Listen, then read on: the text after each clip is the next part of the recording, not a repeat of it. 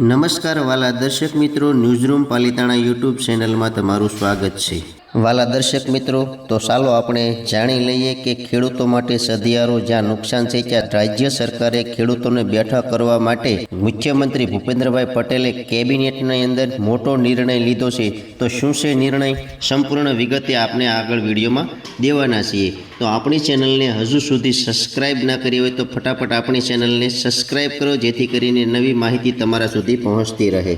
આપણા ગુજરાત રાજ્યના મુખ્યમંત્રી ભૂપેન્દ્રભાઈ પટેલ મુર્દુ અને મક્કમ મુખ્યમંત્રી કહેવામાં આવે છે। તો ગુજરાત રાજ્યના ખેડૂતો પર આવેલા આ કુદરતી સંકટ અંગે મુખ્યમંત્રી ભૂપેન્દ્રભાઈ પટેલે કેબિનેટની બેઠકમાં ઊંડી સંવેદના વ્યક્ત કરી હતી। ગુજરાત રાજ્યમાં તાજેતરમાં વરસેલા કમોસમી વરસાદ માવઠાને કારણે ખેતીના પાકને થયેલા વ્યાપક નુકસાન અંગે રાજ્યમાં કેબિનેટમાં મહત્વપૂર્ણ ચર્ચા કરવામાં આવી હતી। મુખ્યમંત્રી ભૂપેન્દ્રભાઈ પટેલે આ અંગે સંવેદના વ્યક્ત કરતા જણાવ્યું હતું કે કુદરતે ખેડૂતોના મોઢામાં આવેલો કોળિયો છીનવી લીધો છે, પરંતુ રાજ્ય સરકાર ખેડૂતોની પડખે ઊભી છે। SCO state bank emergency operation centre દ્વારા પ્રાપ્ત માહિતી મુજબ રાજ્યના 33 જિલ્લા 239 તાલુકાઓમાં ઓછો વધતો વરસાદ નોંધાયો છે, જેમાં 5 જિલ્લામાં સૌથી વધુ નુકસાન થયું છે। મુખ્યમંત્રીએ ટેકનોલોજીનો ઉપયોગ કરીને અને જરૂર પડે ત્યાં ફિઝિકલ નિરીક્ષણ કરીને 7 દિવસમાં નુકસાનીનો સર્વે પૂર્ણ કરવાનો આદેશ આપ્યો છે। પ્રાથમિક અંદાજ મુજબ 10 લાખ હેક્ટરથી વધુ વ્યાપક વિસ્તાર પાકને નુકસાન થયું છે અને સરકાર સકારાત્મક રીતે વળતર અંગે નિર્ણય લેશે।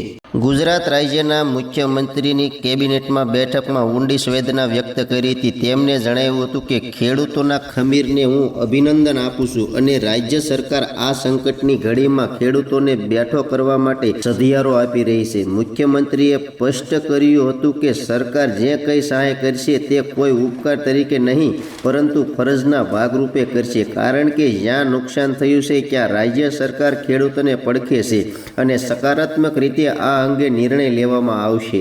રાજ્યભરમાં વરસેલા કમોસમી વરસાદ અંગે એસસીઓ તરફથી મળેલા આંકડા ચિંતાજનક છે। પ્રાપ્ત માહિતી મુજબ રાજ્યના કુલ 33 જિલ્લાના 239 તાલુકાઓમાં ઓછો વધતો વરસાદ નોંધાયો છે, જેણે ખેતીના પાકને મોટો ફટકો પહોંચાડ્યો છે।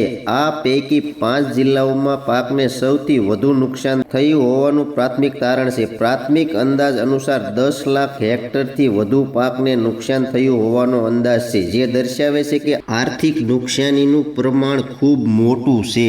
નુકસાનીના આકલનની પ્રક્રિયા ઝડપી અને પારદર્શી બનાવવા માટે મુખ્યમંત્રી ભૂપેન્દ્રભાઈ પટેલે ટાઈમ મોનિટરિંગ કરવાનું શરૂ કર્યું છે। તેમણે અધિકારીઓને આદેશ આપ્યો છે કે સમગ્ર રાજ્યમાં 7 દિવસમાં નુકસાનીનો સર્વે પૂર્ણ કરી રિપોર્ટ સોંપવામાં આવે।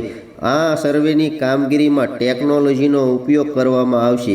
જોકે જ્યાં જરૂર જણાશે ત્યાં ફિઝિકલ જમીની સ્તરે સફાઈ અને નિરીક્ષણની જરૂરિયાતો ઊભી થશે તો પણ તે સરકાર કરશે, જેથી કોઈ પણ ખેડૂત વળતરથી વંચિત ન રહે।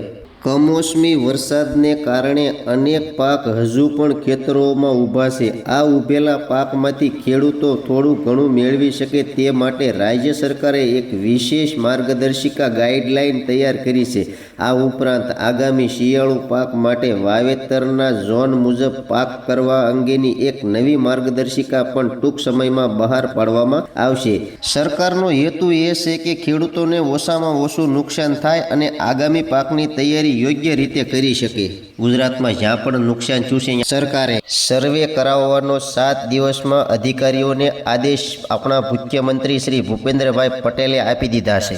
આશા રાખું છું કે ખેડૂત મિત્રો માહિતી તમને આગળ સમજાઈ ગઈ છે।